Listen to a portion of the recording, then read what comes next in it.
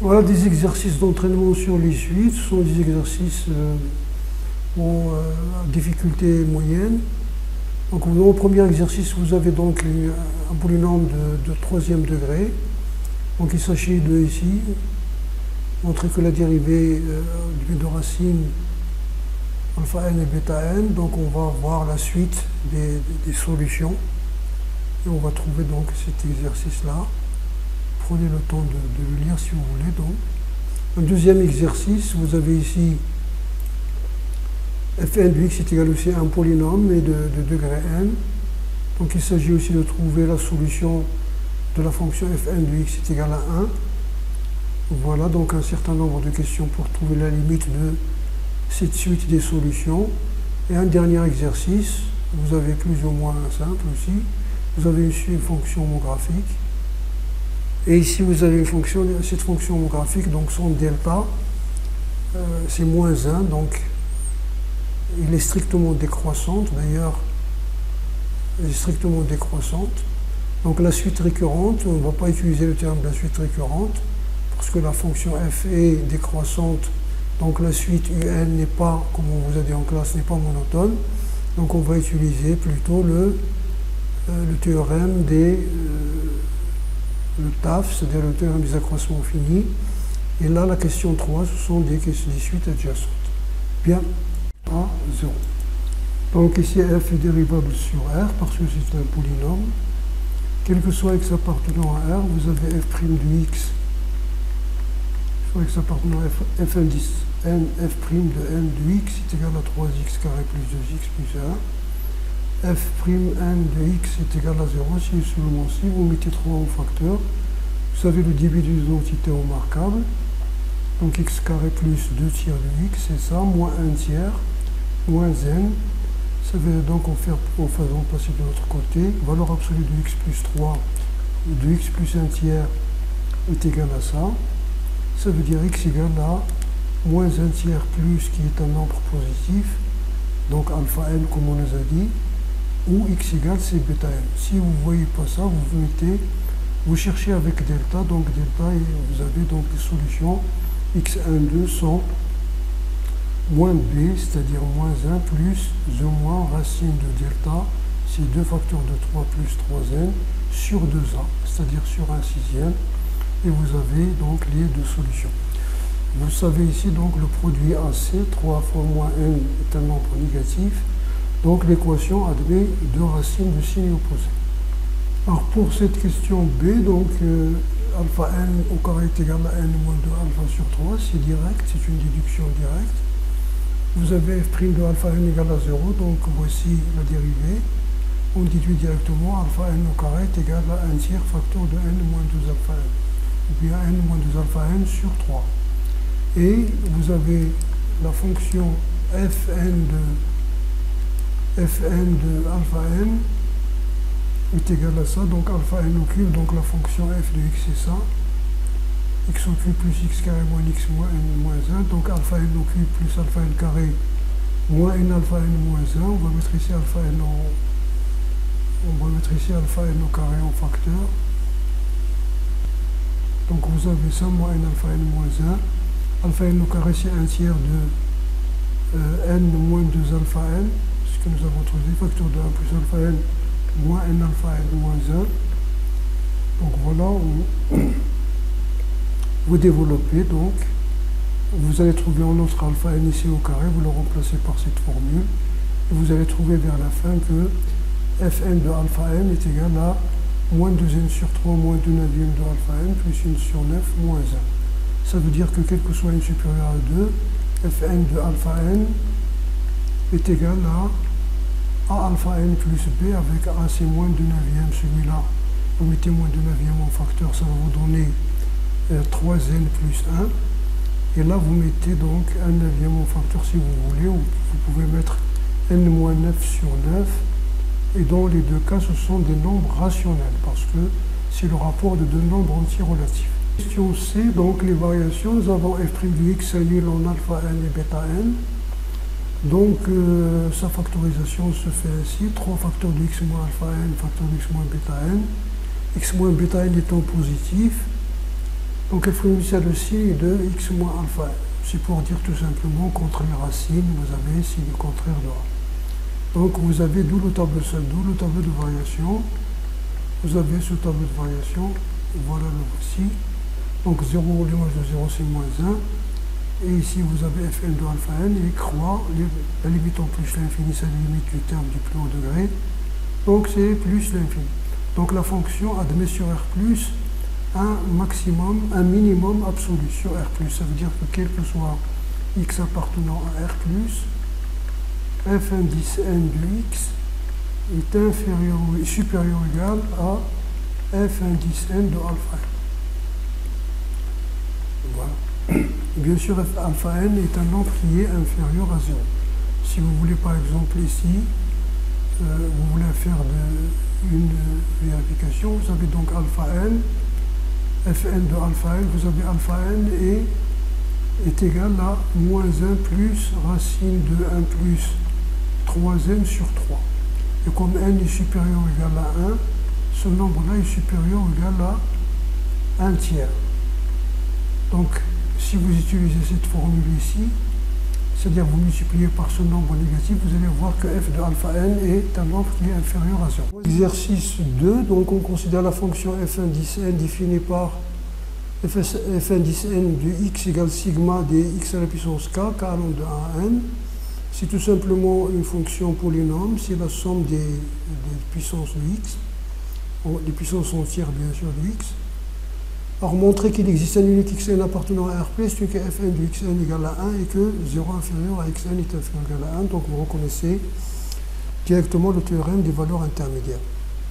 Alors, vous pouvez laisser comme ça fn de xn égale à 1, ou bien vous pouvez créer la fonction gn de x est égal à fn de x moins 1, c'est la même chose. Donc, ça reviendrait à résoudre l'équation gn de x est égal à, si vous faites cette équation-là, à résoudre, donc, vous résolvez là que l'équation gn de x égale à 0. Avec bien sûr gn, c'est gn de x est égal à fn de x moins 1, mais ce n'est pas nécessaire. Vous appliquez le théorème des valeurs intermédiaires ou bien le théorème de la bijection continue tout simplement. Donc vous avez f continu dérivable sur R+, parce que c'est la restriction d'un polynôme, c'est-à-dire un polynôme sur, c'est pas un polynôme, c'est sa restriction, parce que le polynôme est défini sur R. Vous avez quelque chose x appartenant à R, fn' de n, fn' de x est égal à sigma k facteur de xk moins 1. Vous pouvez dériver directement à l'intérieur du symbole sigma. Sinon, si vous ne voyez pas, donc vous d'abord vous écrivez ça, c'est xn plus xn moins 1, puis vous dérivez. Donc fn est strictement croissante sur R+, parce que c'est une somme de nombres positifs strictement croissante sur R+. L'image de R+, donc c'est fn de 0, limitant lorsqu'on tend vers plus de fn de x, qui est égal à 0 plus fn de x est égal à 0, plus l'infini, bien sûr, parce que la limite en plus l'infini, c'est plus l'infini, c'est la limite du terme du plus haut degré. Donc fn est bijectif de R+, vers R+. A appartient à fnr de R+, implique qu'il existe un unique xn appartient à R+, tel que ceci. Très bien, est égal à 1, bien sûr. Est égal à 1. Alors, quel que soit x appartenant, fn de 0 c'est 0, fn de 1 c'est sigma d1, c'est-à-dire n, d'où vous avez ici, et donc 0 inférieur à 1, et c'est pas une déduction, c'est une donnée, 0 est inférieur strictement à 1, est inférieur à n plus 1 parce que n appartient à une étoile. Ça veut dire donc 0 c'est fn de 0, 1 c'est fn du xn, et n plus 1 c'est fn de 1, donc 0 est inférieur à xn, inférieur à 1, et voici. Comme nous avons dit dans l'exercice précédent, vous pouvez aussi utiliser le théorème des valeurs intermédiaires, comme vous pouvez utiliser à cette ligne-là la réciproque pour aller ici. Alors, dans cet exercice, vous avez, dans cette question, donc on cherche la monotonie de la suite xn et déduire qu'elle est convergente. Quel que soit n appartenant à une étoile, fn plus 1 de xn, nous avons maintenant acquis cette méthode-là, à savoir pour chercher donc la monotonie de la suite des solutions d'une équation, c'est-à-dire la suite implicite, Donc, soit nous cherchons le signe de f indice n plus 1, ou bien généralement, nous cherchons le signe de f de xn plus 1, c'est-à-dire supérieur à 0 ou bien inférieur à 0, et on va le comparer à celui de fn de xn, etc. Donc vous avez fn plus 1 de xn est égal à sigma k allant de 1 à n plus 1 xk, c'est-à-dire sigma k allant de 1 à n xk plus le dernier terme, c'est-à-dire correspondant à n plus 1 au rond n plus 1, voici. Or cette quantité-là c'est 1, parce que c'est sigma k allant de 1 jusqu'à xk, c'est 1, donc ça c'est xn, pardon, xn à la puissance xn, ça c'est 1, donc c'est 1 plus xn à la puissance n plus 1. Et ça est supérieur ou égal à 1, donc on suppose qu'il est même supérieur strictement à 1 parce que la solution est supérieure à 0. Donc vous avez ici fn plus 1 de xn est supérieur à fn plus 1 de xn plus 1 parce que ça c'est 1. Ça veut dire que xn est supérieur à xn plus 1, donc la suite xn est décroissante, strictement même, est strictement décroissante, et comme il est positif, c'est-à-dire minoré par 0, alors elle est convergente, donc elle est minorée, décroissante minorée. Alors pour cette question, vous avez donc la recherche f1 de x égale à 1, c'est-à-dire résoudre l'équation f1 de x égale à 1, c'est équivalent à x, parce que f1 de x est égal à x, ça veut dire x1 égale à 1. La solution de l'équation f2 de x égale à 1, c'est x carré plus x égale à 1 et x positif. Donc vous allez voir ici une équation du second degré qui a deux racines. C'est x2 égale à 1 demi racine de 5. Et ici vous avez x carré moins n, x moins n demi, plutôt, voilà.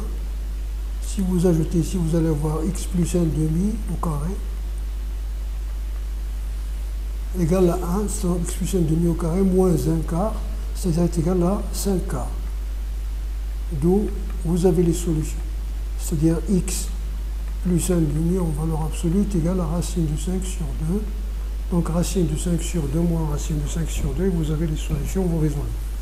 Quel que soit n supérieur ou égal à 2, on a 0 inférieur à xn est inférieur à x indice 2. Parce que la suite est décroissante, donc pour n égale à 2, ici son premier terme c'est 2.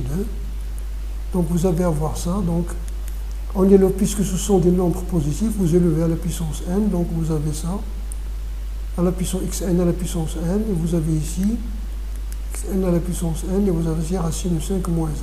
Par passage à la limite, vous allez récupérer ici inférieur ou égal, voilà, donc ici, inférieur ou égal à la limite. Et comme ce nombre-là est compris entre 0 et 1, donc sa limite en plus l'infini égale à 0, donc la limite de xn à la puissance n égale à 0. Alors dans cette question, vous avez quel que soit n supérieur ou égal à 2, xn appartient à l'intervalle 0,1 ouvert, ça veut dire donc xn est différent de 1, fn de xn égale à 1, ça veut dire sigma k allant de 1 n de xn à la puissance k égale à 1. Ici vous avez la somme des n premiers termes d'une suite géométrique, de raison xn et de premier terme xn bien sûr. Donc vous avez donc la somme, c'est xn, multiplié par 1 moins raison à la puissance nombre de termes, 1 moins raison à la puissance nombre de termes. Nombre de termes, c'est final moins initial plus 1, c'est-à-dire n, sur 1 moins raison. Donc vous avez donc finalement le résultat. Xn facteur de 1 moins x à la puissance n est égal à 1 moins x à la puissance n. Alors pour cette question, vous avez pour tout n supérieur ou égal à 2, la suite un étant décroissante, donc tous les termes sont et sont dans l'intervalle 0,1, donc tous les termes sont inférieurs ou égal ou égaux au premier terme, c'est la décroissance, inférieur strictement à 1 parce qu'ils sont tous dans cet intervalle. Vous pouvez rédiger autrement.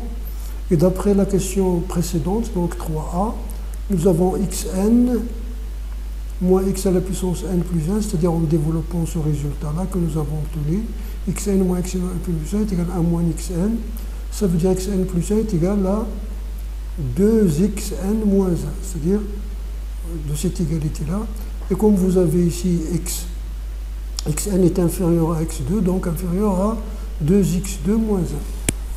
Donc finalement, donc 0 inférieur à xn à la puissance n plus 1 est inférieur à x2 à la puissance n plus 1, d'après cette cette relation-là que nous avons ici, donc puisque ce sont des nombres positifs, on élève à la puissance n plus 1, ou même on peut élever à la puissance, à la puissance n plus 1 pour avoir ça.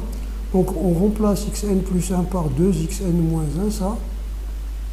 Donc 0 inférieur à x2 à la puissance n plus 1. Le résultat qu'on nous demande, c'est à la puissance n. Et bien sûr, x2 à la puissance n plus 1 est inférieur à x2 à la puissance n, parce que x est un nombre compris entre 0 et 1. Donc, plus la puissance augmente, plus le nombre. Voilà, donc vous avez le résultat. Alors pour cette dernière question, vous avez donc, d'après l'inégalité établie dans la question précédente, nous avons ça. En passant à la limite, donc nous avons 0 inférieur égal à la limite de 2xn moins 1 est inférieur à la limite de x de la puissance n. La limite de x de la puissance n est égale à 0, on l'a déjà vu. Donc la limite de 2xn moins 1 égale à 0, ça veut dire par suite la limite de xn égale à 1 demi. On pouvait aussi, sans faire la question B, dire que xn est convergente, soit L sa limite. D'après 3a, nous avons la limite des deux termes sont égales. Et comme la limite de xn à la puissance n, vous allez avoir L facteur de 1 moins 0 est égal à 1 moins L. Bien sûr, en utilisant la continuité de la fonction, L égale à 1 moins L, ça veut dire que ça. Voilà. Nous avons la fonction homographique f de x égale à 2x plus 1 sur x sur r étoile plus, et alpha la solution positive de l'équation f de x égale à x, c'est-à-dire le point fixe positif, entre quel que soit x appartenant à l'intervalle 2, 3, f' de x en valeur absolue est inférieur ou égal à 1 sur alpha. Alors vous avez quel que soit x appartenant à r étoile, plus, vous avez f de x égale à x, c'est équivalent donc à dire ça. Vous multipliez les deux membres par x, vous avez cette équation. Si vous avez x carré moins 2x, c'est le début de l'identité remarquable, c'est x moins 1 carré moins 1, ou bien vous utilisez delta, si vous voulez, ou bien vous écrivez, donc c'est x au carré donc ici, c'est bon, utilisez ce que vous voulez, donc ce sont des choses simples. Donc alpha est égal à 1 plus racine de 2. F est dérivable sur r étoile plus. Bien sûr, pourquoi? C'est parce que c'est une fonction rationnelle qui est définie sur r étoile plus, donc il est dérivable. Il est même n fois dérivable. Vous avez f de x est égal à ça. Remarquez que la dérivée de k plus 1 sur x, par exemple, ça c'est la fonction kx plus 1 sur x. C'est la dérivée de, par exemple, c'est la fonction f de x en général, sa dérivée f de x qui est égale à ça, k plus 1 sur x. Sa dérivée f' de x est égale à moins 1 sur x carré. Bien sûr, si vous avez fait les primitives, bien sûr parce que cette fonction-là, c'est 1 sur x plus une constante, donc ils ont la même dérivée. Voilà, donc f est dérivable sur étoile plus, quel que soit x appartenant à r étoile plus, f' de x est égal à moins 1 sur x carré.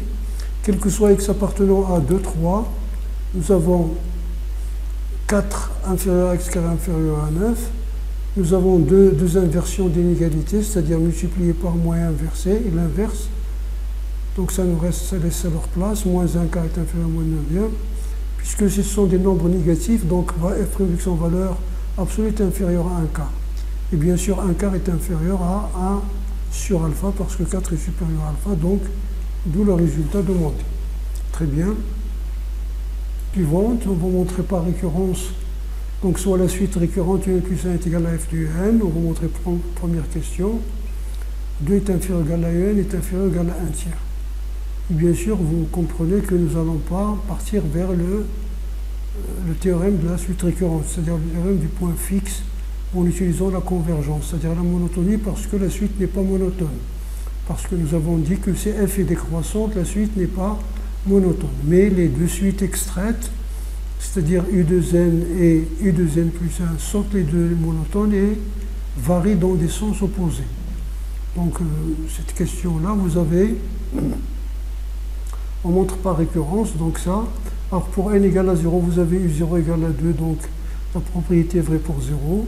Soit n appartenant à n, supposons Pn, on va faire la démonstration, c'est-à-dire on va montrer en utilisant les implications de la récurrence.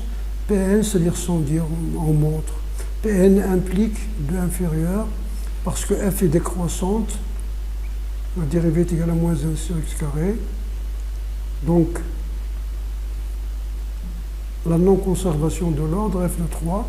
F de 3, c'est 7 sixièmes. F de 2, c'est 5 demi. Or, 2 est inférieur à 7 sixièmes.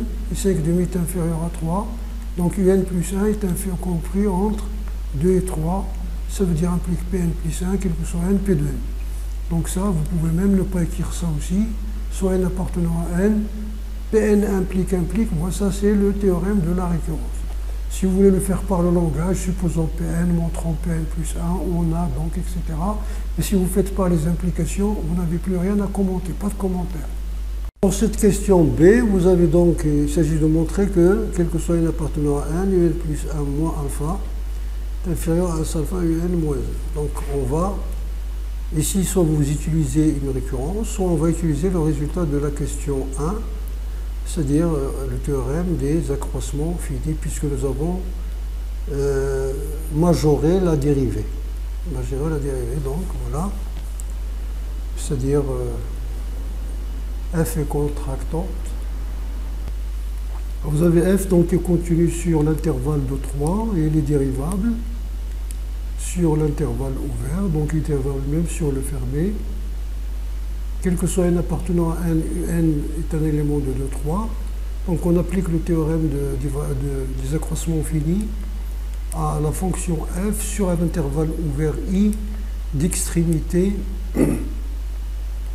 vers i, extrémité un et alpha. Alors il existe c appartenant à i tel que f de un moins f de alpha est égal à f' de c un moins alpha en valeur absolue, bien sûr, parce que ici, on ne sait pas si un est inférieur à alpha pour le moment ou supérieur à alpha. Donc vous avez ici donc un plus 1 qui est égal à f de un est inférieur un plus 1 moins alpha, f de alpha égale à alpha, parce que nous l'avons dans la première question, le f de alpha égale à alpha, donc est inférieur à un. Voilà. Donc vous allez voir ici, comme quel que soit x appartenant à f' de x en valeur absolue inférieure à alpha, donc f' de c en valeur absolue inférieure à alpha, d'où le résultat. Remarquez qu'on pouvait obtenir ce résultat sans passer par le théorème des valeurs intermédiaires. Vous avez, quel que soit n appartenant à n, un plus 1 moins alpha égale à donc un plus 1 c'est 2 plus 1 sur un, c'est-à-dire 2 un plus 1 sur 1, donc moins alpha. Or alpha est une valeur fixe, donc alpha est égal à 2 plus, c'est-à-dire alpha est égal à f de alpha, ça veut dire que alpha est égal à f de alpha qui est égal, f de alpha c'est 2 plus 1 sur alpha. C'est-à-dire 2 alpha plus 1 sur alpha. Donc vous remplacez alpha par 2 plus 1 sur alpha, vous simplifiez 2, alors vous avez ça, vous faites le dénominateur commun, alpha est un nombre positif et un est un nombre positif, c'est pas la peine de mettre la valeur absolue. Vous avez ici alpha moins un si un moins alpha, si vous êtes en valeur absolue. Donc ça est inférieur à alpha et un. Pourquoi? Parce que vous avez un est supérieur à 2, donc 1 sur n est inférieur à 1. Plus précisément même, il est inférieur à 1 demi. Donc vous avez ici inférieur à ça. Donc vous avez ce résultat-là. Très bien. On va déduire donc la limite d'après donc le résultat que nous avons trouvé ici. On va appliquer cette inégalité pour un 10k plus 1 moins alpha est inférieur à 1 sur alpha, un 10k moins alpha. On va l'appliquer parce qu'il est vrai pour tout n appartenant à n. On va l'appliquer pour les nombres k allant de 0 à n moins 1. Donc ici, si vous les alignez, ça veut dire si vous faites le produit de ces inégalités, vous allez avoir 0 inférieur le produit, k allant de 0 à n-1, un plus k, un 10k plus 1 moins alpha est inférieur à 1 sur alpha fois 1 sur alpha n fois, c'est-à-dire n-1 moins 0 plus 1, le produit des autres inégalités du second membre, k moins 1. Si vous réindexez, c'est-à-dire vous changez l'indice, ici on marqué pour k égale à 0, vous avez 1, et pour k égale à n-1, vous avez n, donc c'est comme si vous allez de 1 à n, sigma k allant de 1 à n, un moins uk moins alpha est inférieur à 1 sur alpha n, uk moins alpha. Donc ce sont les mêmes termes, on peut les simplifier. Le produit, si c'est le produit de facteurs, tous les facteurs qui sont ici sont non nuls. Donc on peut simplifier ces produits-là. Donc vous allez voir ici, il vous reste ici un moins alpha, c'est-à-dire le dernier. Ici, il va vous rester le premier, c'est-à-dire U0 moins alpha. U0 c'est 2. U0 moins alpha c'est 2 moins 1 moins racine de 2, c'est-à-dire c'est 1 moins racine de 2 en valeur absolue, c'est-à-dire racine de 2 moins 1. La limite de ça égale à 0 parce que alpha est supérieur à 1, c'est-à-dire 1 sur alpha est inférieur à 1. Donc la limite de n est égale à alpha. Nous avons dit que si f moins l est inférieur à g, et la limite de g égale à 0, alors la limite de f égale à l. Très bien. Ici, donc, en faisant là, pour k égale à n moins 1, c'est inférieur ou égal, faites attention, pas inférieur strictement, jusqu'à n c'est inférieur, c'est-à-dire ici vous avez l'égalité là, inférieur ou égal, parce que pour n égale à 0, vous allez avoir ici 1 et vous allez avoir ici U0 moins alpha, U0 moins alpha. Tandis que si vous faites de n plus 1, vous pouvez avoir inférieur strictement. Parce que vous allez avoir, pour n plus 1, vous allez avoir un plus 1 moins 1 inférieur strictement à 1 sur alpha à la puissance n plus 1 U0, U0 moins alpha. Pour n égale à 0, vous allez avoir U1 moins alpha est inférieur strictement à 1 sur alpha, U0 moins alpha, donc ça marche avec n plus 1. Très bien. Vous pouvez aussi donc prendre cette inégalité-là et vous la montrer par récurrence. C'est simple, donc vous essayez de montrer ça par récurrence pour établir le résultat. Alors ici, on veut montrer d'abord que Vn est inférieur à Wn. Vn et Wn étant les suites extraites, donc la suite des termes de rang pair et la suite des termes de rang impair, donc i de n et i de n plus 1.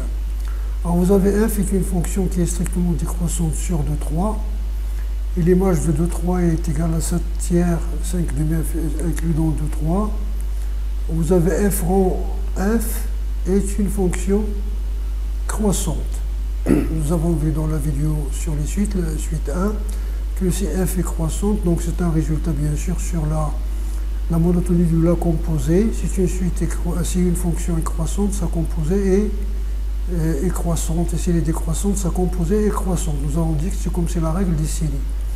Et on peut montrer par récurrence, et nous l'avons fait dans la vidéo suite 1, que f de n, c'est-à-dire est une fonction croissante. C'est une récurrence, c'est un résultat donc qui est acquis. Donc voilà, deuxième fois. Alors, quel que soit un appartenant n, Vn c'est U de n. U de n c'est f de n de U0, c'est-à-dire ce f de U0, parce que nous avons vu ici par exemple f carré de U0 c'est f U indice 1 c'est f de U0 et f indice 2 c'est f en 1, f en 1, etc. Et Wn plus 1 c'est f indice 2n de U1 ou bien f 2n plus 1 de U0. Nous ne voulons pas U0.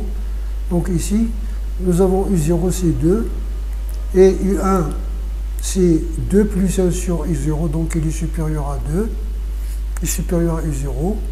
Et comme f de 2n est croissante, donc f de U1 est supérieur à f de 2n de U0. Ça veut dire que donc Vn est inférieur à W. Vous pouvez faire par récurrence aussi. Alors vous pouvez utiliser aussi la récurrence, d'ailleurs c'est la méthode à laquelle la majorité vont penser, donc utiliser la récurrence. Donc vous vérifiez, donc V0 est inférieur à U0. Vous avez Vn plus 1, c'est U de n plus 2. C'est f de U de n plus 1, c'est-à-dire 2 plus 1 sur U de n plus 1. Et U de n plus 1, c'est f de U de n, c'est 1 plus sur 2 plus U de n, donc est égal à 5 Vn plus 2 sur 2 Vn plus 1. Donc ici, la même chose, le même calcul se fait, donc dWn plus 1, c'est 5 Wn plus 2. Donc c'est supposé qu'un est inférieur à Vn, vous montrez que Vn plus 1 est inférieur à Vn plus 1, vous faites la différence et vous utilisez l'hypothèse de récurrence et c'est fait. Alors par le calcul direct, vous avez donc, vous cherchez le signe de Vn plus 1 moins Vn.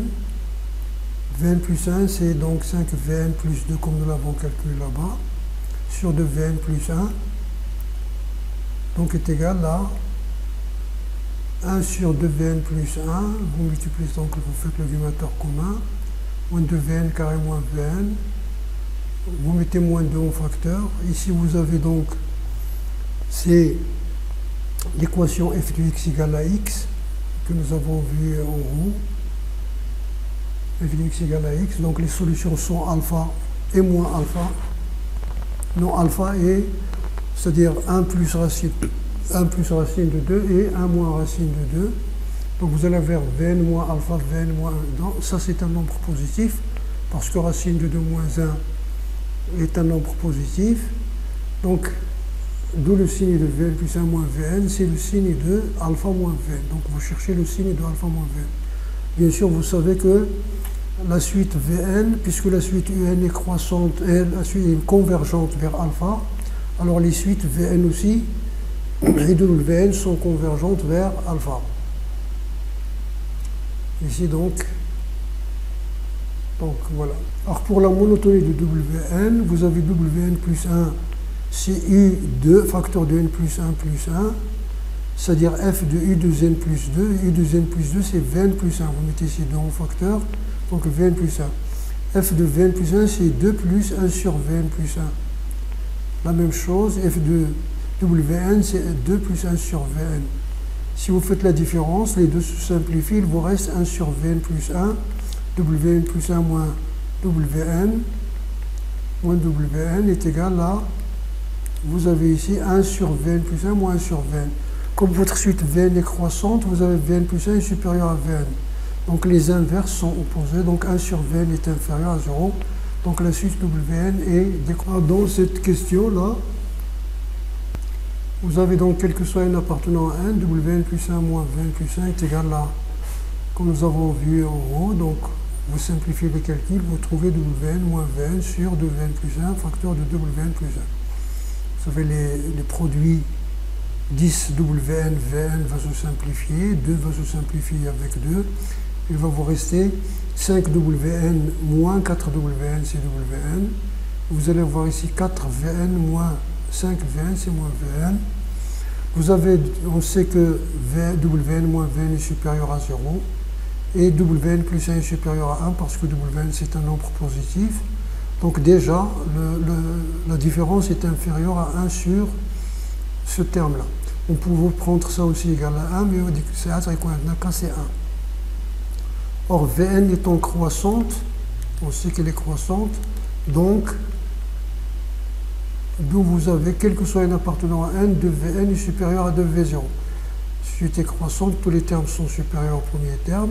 Vous multipliez par 2, vous ajoutez 1. Et V0, c'est U 2 fois 0, c'est-à-dire c'est U0. U0 c'est 2. Donc vous avez ça est supérieur ou égal à 1 tiers. Donc c'est inférieur à 1 tiers. Inférieur à 1 tiers. Donc si vous voulez, donc s'il est inférieur ou égal à 1 tiers, il est inférieur strictement à 2 tiers. Donc vous pouvez prendre un nombre, si vous voulez avoir inférieur strictement, inférieur ou égal, donc vous avez ici 1 tiers, ça marche. Donc prendre k égale à 1 tiers.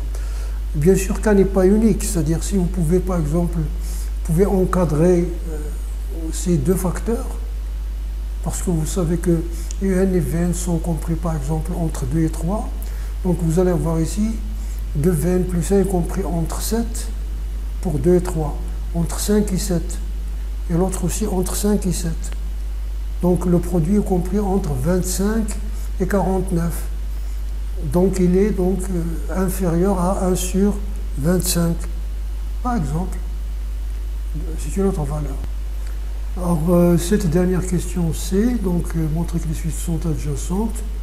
Donc d'après le résultat de la question B, nous avons donc cette inégalité. On montre par une récurrence simple que la différence Wn moins Vn est inférieure à 1 sur 3 à la puissance n ou bien en faisant des inégalités télescopiques, c'est-à-dire en multipliant, en réécrivant les inégalités, en les multipliant membre à membre.